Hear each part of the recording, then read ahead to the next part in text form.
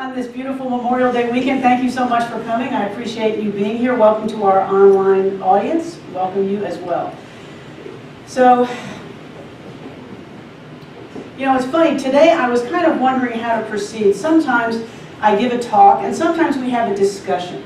And sometimes what I find when I'm having issues writing a talk that I can just get up and give, I'm thinking like, well, that means we need to have a discussion.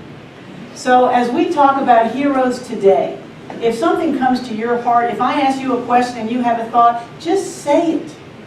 Because I am a firm believer in the notion that the answers are in the room. And we all know who heroes are. We may be sitting next to one. We may be one. So let's just, on this day dedicated to heroes, let's just together think about what they are. And just have a moment to celebrate them and learn about them and learn from each other as to what they may be. What characteristics of heart make people heroes that we can admire and celebrate. So today, Memorial Day, we are celebrating those who gave their lives in the service of their country. Because, as you know, I am a complete and total goober, I had to look up numbers of how many that is. And it's a huge and a horrible number. From the Revolutionary War to now, the number of men and women who have given their lives in the service of their country, the VA estimates is about 658,000. That's just in the U.S., right? That's just in the U.S., yeah. And that's not enemy combatants, that's not civilians, that's not all the folks who just get in the way.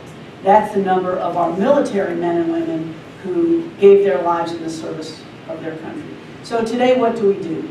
We honor their courage, their sacrifice, their selflessness. I cannot imagine, I was in the military, but I joined years ago, back when we were a hunter-gatherer society, and I was never in danger. All of you who laughed will get a check after the service. No, seriously, I was never in danger. That's before women were in combat. But I cannot imagine the courage it must take to be in that situation and know that people are shooting at you and trying to kill you, and it's your job to do the same, and just keep putting one foot in front of the other. And these are young people. I think the average age of the soldier in Vietnam was about 19. The average age in World War II was about 26, so soldiers get younger. But I cannot fathom what that must be like. And there are, you know, psychological studies that talk about why do people do it, what makes people keep going. And obviously nobody signs up to die, people sign up to serve. But they find themselves in that situation, and maybe they do it for the guy next to them or the woman next to them or a cause they believe in. But on this day, as we go to art fests and picnics, we need to take a minute and just honor that. You know, we don't want war to continue. We want, especially here at One World, we pray every day for it to stop and for there to be a consciousness of oneness and peace and harmony and all those things we're looking for in the new global consciousness, what many call the third axial age. But this weekend, we need to take a moment and just honor that courage of these kids who last week were sitting in a movie theater and you know, a few days later are doing that. So let's just keep that in mind and be grateful and honor their sacrifice so that we could do what we do and be here and be safe and do all the wonderful things that we do in this country. They were ordinary people in extraordinary circumstances I cannot even begin to imagine. So why do heroes matter? I spent a good bit of time thinking about that, and I asked myself, why do they matter? What do people think? Why do we emulate people? Why do we identify heroes and say, I want to be like that? What does it matter? Does anybody have any thoughts on that? Helps inspire us. Yes, it helps inspire us. There's an author named Scott LaBarge, and he writes that heroes help us define the limits of our own aspirations. They help us define, they give us a picture of what we can be. They give us a picture of how we can be. They say they come from ordinary lives, just like us, don't they? And they give us the message that we can be like them. We can be just as brave and uplifting. We're not all going to be in battle. We're all not going to have to jump into icy waters and save people or do heroic things like that, but we all have the opportunity to put others first, to reach out that hand, to do something that is a heroic act for the service of other people. So that's it. That's why heroes matter, is because they inspire us to be bigger than we might otherwise be. They help us step into our own potential for love and service and healing. They remind us what is best in us, don't they? They do. So I spent some time today wondering about heroes as we got ready for today. Not just those who have died, but those who show us how we can live in our ordinary lives. And I came across so many stories of heroes, obviously who were famous because I came across their stories, but who showed us how to take an ordinary life and make it extraordinary. And one thing I realized is that the choices that these folks made don't come with fanfare and a big announcement. The life changes that made them into the heroes we emulate today don't come with a big explosive party. They come bit by bit. They awaken in your life. They just somehow seep, the choices somehow seep into the fabric of your everyday life as you are going about living your life. One of the men I thought of was Oskar Schindler. From, who saw that movie, Schindler's List, Spielberg's movie, Schindler's List. We acknowledge his extraordinary and courageous achievement in saving 1,200 Jews from the Nazi Holocaust during World War II. What struck me about him was his absolute ordinariness. Think about that as we think about heroes. And one of the things I want you to do today is think about what a hero is for you. But think about Oskar Schindler. He was a completely ordinary person. What was he? He was a German industrialist. He trained as a mechanical engineer. He became in charge of a factory. He also, I found, was very well connected with the Nazi hierarchy. He was a loyal member of the Nazi Party. He would wine and dine with the commandant of the camp there in Poland. He had a lot to lose. But as the situation progressed, he saw what was happening. He had a lot of Jewish workers in his factory, as we know, and he saw what was happening to his workers and to his workers' families. And he made the choice that he could not sit still. He could not keep his head down. He could not be safe where so many others made the decision to keep their heads down, keep going, and be safe. He wrote, "Thank God I was brave enough at that time to take the necessary action as a result of what had become so painfully clear. Bail out and save what was left to be saved." I mean, think about that. I look at my own life and I think, how many times have I averted my eyes? How many times have I looked the other way? How many times have I done what psychologists call diffusion of responsibility? They call it bystander syndrome. Have you heard of that? What that means is we think someone else will do it, right? It's the whole Kitty Genovese thing. Remember that story of Kitty Genovese? She's getting murdered in the street in Brooklyn and everybody's watching thinking, well, someone better take care of that, right? Aren't we all guilty of that? I know I am. But Oskar Schindler did not. He basically said, if not me, who? And if not now, when? And so he embarked upon an extraordinary course of bribery and pleas and demands and machinations. He was a wealthy man. He ran through his whole fortune bribing people to keep his workers safe and to keep their families safe. He ran through millions of Reichsmarks in order to keep his Jewish workers safe, and he saved 1,200 of them who otherwise would have perished in the death camps. In 1962, he was honored by the state of Israel's Yad Vashem as righteous among the nations. Have you guys ever seen that website, the Yad Vashem website? It is amazing. Just Google it. Yeah, you're nodding. It gives the stories of all the non-Jews who sacrificed themselves, who put themselves at incredible risk during the Second World War to shelter folks who were at risk of Nazi persecution. They have lists of names, they have stories. It is, and they're still collecting names. It is an amazing record of the courage of ordinary people who just stood up and said, no. As we say in the military, not on my watch. Not with me there. The website says what they had in common was that they protected their Jewish neighbors at a time when hostility and indifference prevailed. Now, one thing we notice is that heroes sometimes make us uncomfortable, don't they? We can look at Oskar Schindler, just think about this, we can look at Oskar Schindler or Carrie Ten Boom, who sheltered Jews in her home, or all the folks who were listed on the Yad Vashem website, and we can say, yes, those are heroes, because it's 60 years ago, it's whenever years ago. But think about our lives now. What circumstances call on us to be heroes? Where do we see hostility and indifference? Heroes make us uncomfortable. Think of Dr. King, right? During the civil rights struggle, he made a lot of people uncomfortable, but he changed our world. And then when he shifted his focus and he applied it to the Vietnam War, people said, oh, Dr. King, stay with race relations. Really, that's your gig. Don't go over here.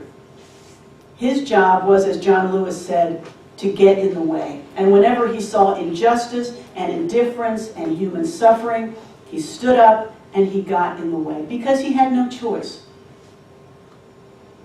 Now, is each of us called on to do that? I don't know. Maybe some of us are. I don't know. But what I do know is that we are each called upon to make that choice, to see what is happening, and to stand up to the extent that we can and say, no, not on my watch, for the values that we value, compassion and love and justice. Because there are so many opportunities to stand up for those values in our world, even when it's scary. Even when folks are saying, no, don't do that, someone else can do that, don't get involved in politics, don't do this, don't do that. Well, we each have the option to think about it and decide what it is that we can do. Leo Tolstoy wrote, there is something in the human spirit that will survive and prevail. There is a tiny and brilliant light burning in the heart of man that will not go out, no matter how dark the world becomes. Think about that. That's the hero light in all of us. Heroes are optimists. When we think about what characterizes a hero, I think one of the main elements is optimism. The feeling that what I do can make the world better. Thomas Friedman, we all know the author Thomas, he's got a great quote. He says, pessimists are usually right, and optimists are usually wrong. But all the great changes in our world are made by optimists. I mean, think about that. You just keep going because you know that you can make a difference. You know that you alone maybe make a difference. You don't need the affirmation of everybody else. You don't need the crowd to go with you. You know what is the right thing to do, no matter how dark the world becomes. So what other heroes do we think of? I have spoken here before about Dr. Tom Catena. Do you remember? It seems like every year I check on Dr. Tom Catena. I've spoken about him before. He is a Catholic missionary working in the remote Nuba Mountains of Sudan.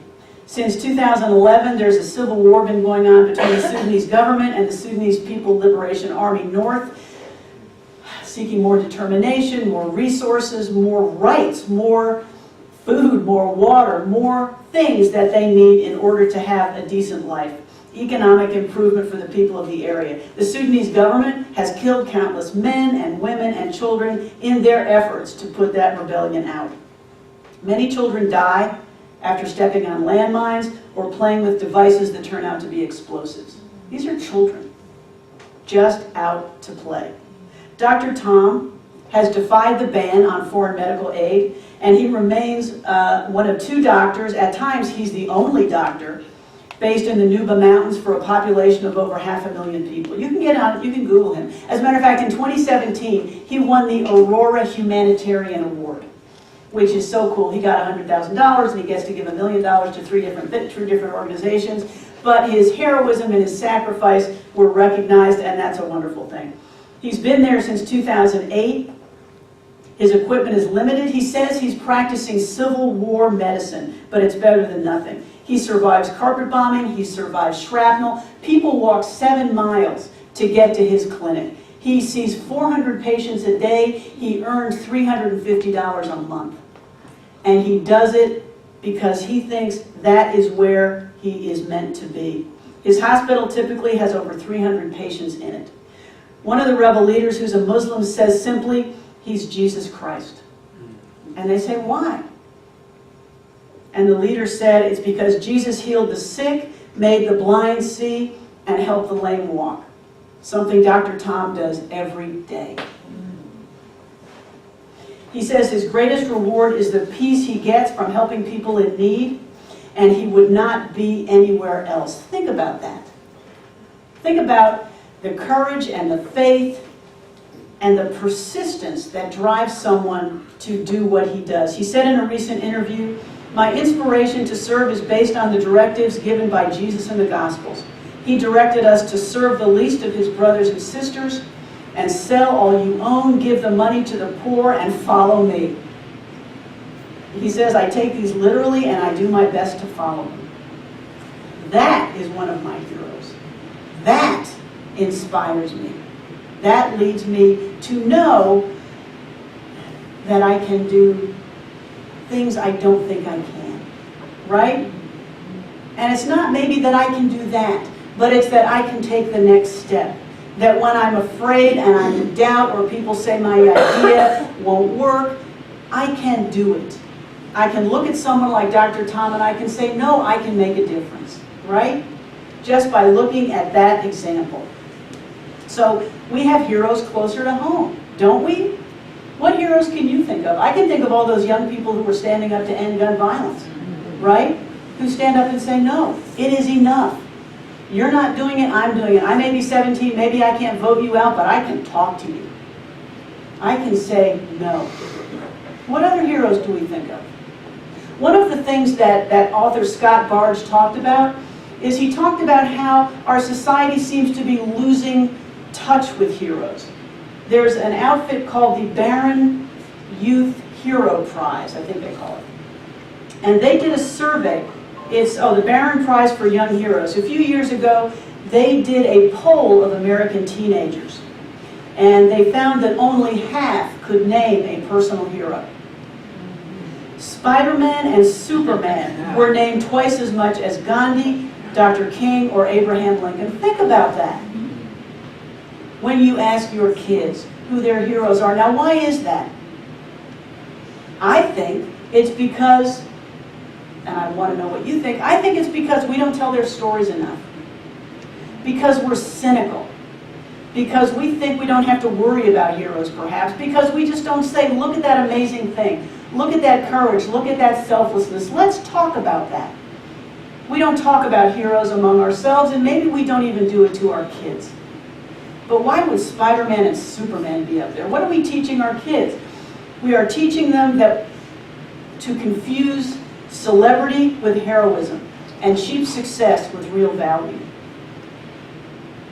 If we want these values to come back, we need to be the voices of them. We need to identify heroes and say, look at that person, look at those values, look at that heart, look at that courage, look at that voice by itself standing up for what's right. That's what is valuable. That's what matters. That's what lasts, as opposed to movie heroes or singers or sports stars. Tika? Well, I was going to say, I think in this day and time, so many of the valuable heroes that we have are brokenhearted because they don't get our support. Because we support celebrities and Superman, and we spend billions of dollars to go to a movie, but you know, someone like even me going to rub my grandmother's feet. Like my grandmother took care of me when my mother was busy working 3 jobs. To me, that's my hero. Yeah. So, but we don't give that any attention or pay that any attention, but televised vision gives them all the attention. Most of the kids are in front of TV nowadays, and they become their heroes. You don't even know who your hero is. Yeah. Because we're just not identified. Well, no, you're right, and you bring up an excellent point. I mean, heroes among us are also caregivers. Those who every day uplift those who are in pain, those who put others But first. most of them Yeah. are brokenhearted. They don't get the help that they need. And who wants to be that? Most of the heroes around you, they're worn out. And you see that, and you don't want to be that. You want to be the person on the red carpet, like, boom, boom, boom. Yeah, that's true. What do y'all think about that? That is, yeah. That is an excellent point. We don't identify those values. I mean, we value them when we take care of our caretakers and when people take care of us. We value them as our heroes, but we don't talk about those as qualities to emulate, right? Instead, we turn on the TV and we see people making millions of dollars for how they, throw a ball or pass a ball or kick a ball or do whatever one does with the ball, right? And those turn out to be our heroes, but we don't honor those who, without reward, and perhaps without recognition, take care of us, right? And take care of those we love. We also have heroes among us who battle their own demons, who are sick, we've all seen people who struggle with disease or struggle with injury or struggle with addiction, who do it with courage and hope and optimism and have fights that we never see. They just keep going. To me, that's what a hero is. In the face of fear and doubt and isolation and ridicule, Dr. Oskar Schindler was attacked, he was ridiculed, he died destitute. He had nothing. He gave it all away, and the world did not reward him during his life. Well, he got that award, but he still died with no money. So, yes, Sydney. We just went to see the movie about Pope Francis. Yeah. And this man is, taking an institution like the Catholic Church Mm-hmm. and really refocusing it on poverty, and really on peace. And if you get a chance to see the movie, please do. It's very, very good. What's the name of the movie? The Pope, a man of his word. Yeah. It's down at the Terra Theater downtown. And, Yeah. And he's getting, he's getting some serious pushback on that. Oh, very much But so. what he's doing is he is saying the mission of the Catholic Church, or the mission of organized religion, is to care for those who, it's to do what Jesus said, to care for the marginalized, to care for the homeless, to feed the hungry, to clothe the naked, and to lift up those who need care. And that is scary to some people. It threatens the power structure. It makes people uncomfortable. And so what happens? I guess maybe the rule is when you make people uncomfortable, you're on the right track. Right? I'm guessing. Well, but yeah. He's working on the environment, and I looked over Marina and I said, I took my recycling today, I feel so good. Yeah. Yeah. But he really is hitting global issues that, and in fact, I was so impressed when they were showing the line of important cars, and they had all these limousines, and here he's in this little bitty car. Yeah. He doesn't go for all the glamour part of it. Yeah. He's just a simple man doing a simple message, and he's changing things. Yeah. Now see, that's an important point. Even the car he drives, what did we learn last week when we were talking to Leanne Rubenstein from Compassion Atlanta? What is compassion? Compassion is empathy and action, right? Pope Francis doesn't sit around and feel sorry for people. Oskar Schindler didn't sit around and just feel sorry for people. Bishop Romero, who was killed in 1980 in El Salvador, didn't just sit around and go, God, this is really horrible. I wish somebody would improve the lives of all these people. No, they felt it and then they acted. That is what gives us hope. That is what gives us joy. Because at the end of the day, there is a joy that comes with making a difference. There's a joy that comes even if you're scared, even if you're alone, even if you're broke. There's a joy that comes with knowing you are making a difference. There is a knowing that you are doing the right thing, which I'm sure Pope Francis has. But even by driving that little car, he is making a statement. He is saying, I am going to put my feet where my mouth is. I'm not just going to say this, I'm going to stand up and do it. And that is the tough thing, right? That is because we can all talk a good game. But it is tough to get up and do it. But that is where the magic happens. That is where the change happens. But yeah, that is a good movie. I would love to see that movie. Melanie? Denise. I think that's a lot of times too, that we don't give the people that deserve talk about it as much, that being heroes, for instance, our teachers and the firemen and the policemen Yeah. and everything, that we we just don't go ahead and give them as much credit as what they deserve for being out there and you know, some of the ministers and all, there's so many that are heroes. They don't have to be big ones like the Pope and everything in order to be heroes. So we have many heroes amongst us here in the room, Yeah. and also we need to, you know, just give thanks and all to all. No, you're right. Big and small, they're all heroes. Because what do they do? I mean, teachers, firefighters, police officers, they don't do it for the money, right?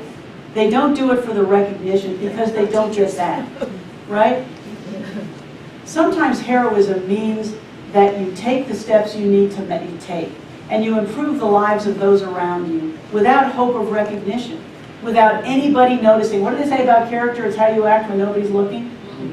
Yeah, I mean, it's great to be a hero and be on the front of CNN, but it's harder, it's the everyday slog to do it every single day without people saying, wow, you're great, let me write a story about you, let me put you on the front of the paper. No, they do it without recognition because it's the right thing to do and because it serves others.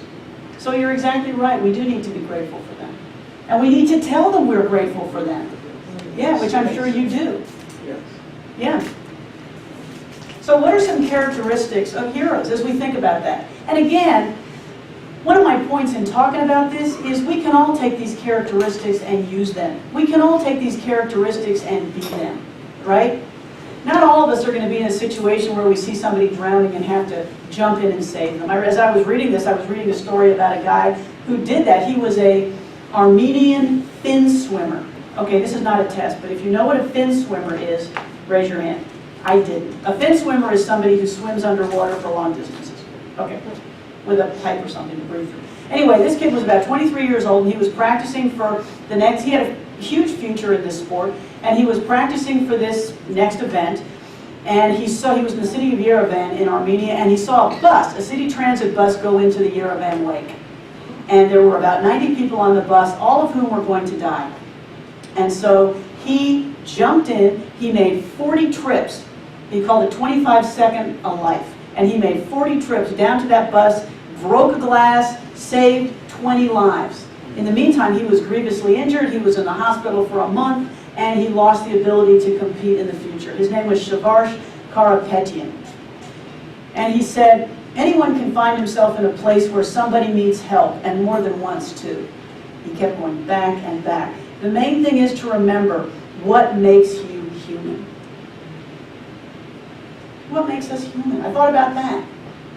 I think what makes us human is what makes us connected, right?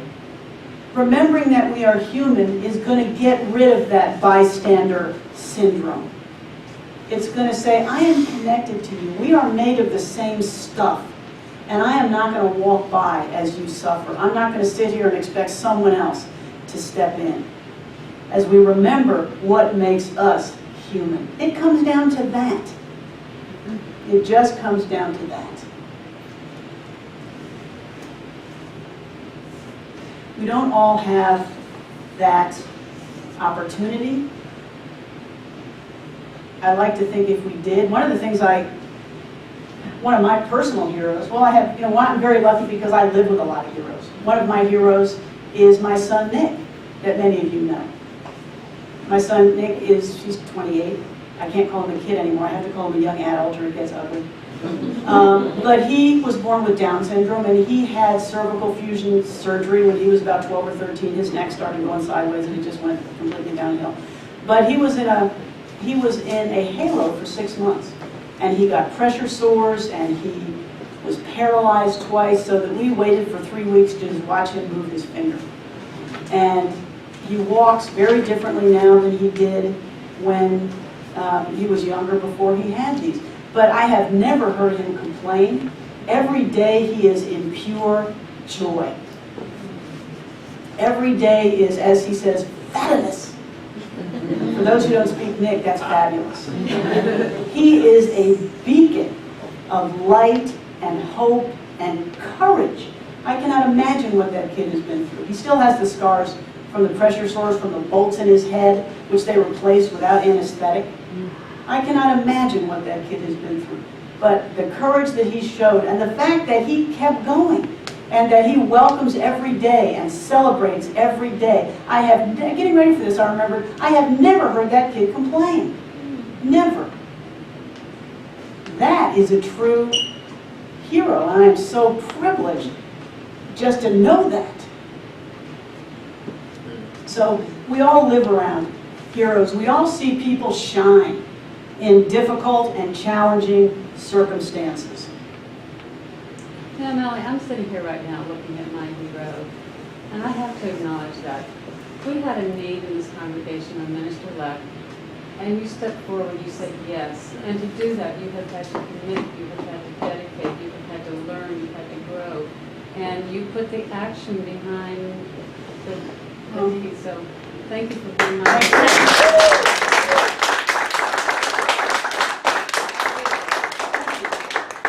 No, I appreciate that. And this, just in response to that, I so appreciate you saying that, but this community has been a spiritual boot in my you-know-what. The growth I have made has been totally because of you, seriously. And I am so grateful for all of you. Beyond words. But thank you for saying that, thank you. And there are, I mean, you can just put up a mirror to see the heroes in this room. You know, Denise, who takes care of Sue, you who take care of so many people, teachers, singers who stand up and say what is needed to be said. I mean, we all can be, we're not all going to be on CNN, right?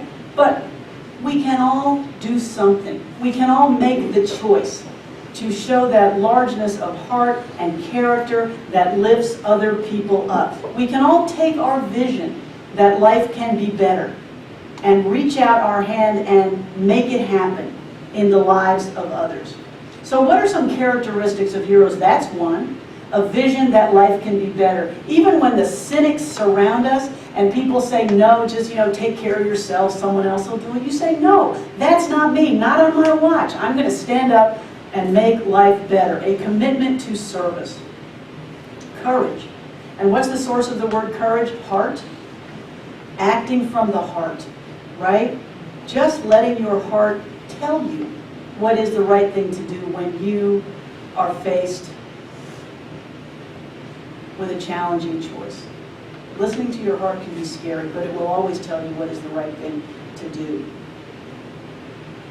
The belief that you alone can make a difference. That's a tough one.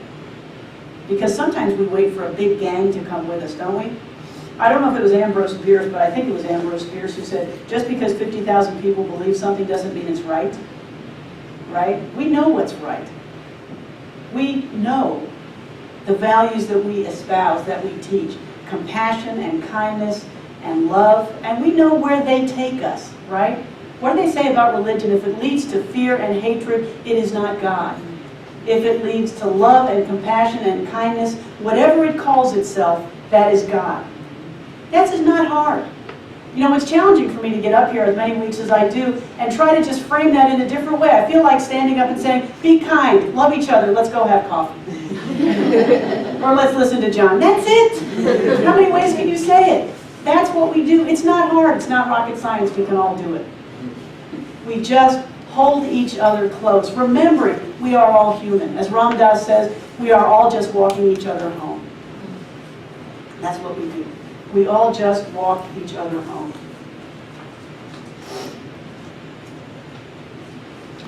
One of the folks I read about, I read a Psychology Today, I debated whether to say this, I'll just say it, okay. I read a Psychology Today article that said, why are there so few heroes? And one of the characteristics that this guy gave, I think his name was Dr. Scott Allison, said that heroes are willing to be deviant. I love that. And it's not anything involving, like raincoats and stuff, but they are willing to do something different. They are willing to be different. Can we edit that out? Okay. One of the folks I heard about was a lady named Julia Butterfly Hill. Who heard of Julia Butterfly Hill? Okay, her name is something else, but okay, I'm finishing up, yes. Julia Butterfly Hill is best known for having lived for 738 days in a 180-foot California redwood tree because the Pacific Logging Company was going to cut it down. And she said, I don't think so. If they're going to cut it down, they're going to cut me down too. So she climbed up it and stayed there for 738 days. She had a solar-powered cell phone. She had people sending her food up. And she made a difference. She reached a deal with the Pacific Logging Company. They saved that tree and trees in a certain circumference around it. And she called the tree Luna. And she wrote a book called Legacy from Luna. And I'd like to close with a quote from her. She wrote, "There will always be points along my path that will challenge me with struggles and adversities that seem at first glance too big to take on, too big to change, too big to transform. But as I learned in the most powerful, sacred time of my life, the difference is in the doing. We do the right thing because it is the right thing to do, regardless of the outcome. We love with all that we have, even in the face of overwhelming hatred and violence, because we know that love in action is the hope for our world." I think if we take that and go with it, we're good. Thank you.